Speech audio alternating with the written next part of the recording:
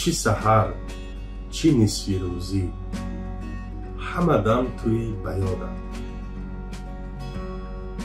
همه بود و هستیم را برای دلت نهادم.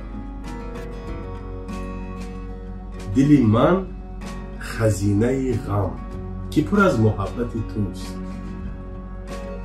دلی غم خزینه خود به بهای زر ندادم. همه درد و سوز دل را به دو گوش عشق گفتم که به غیر عشق دیگر نرسد کسی بدادم.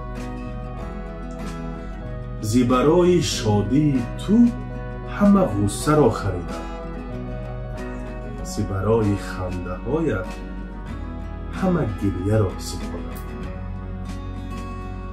چو برای عاشق زار دری بخت بسته بودم، دری بخت بسته خود به سلام تو گشادم.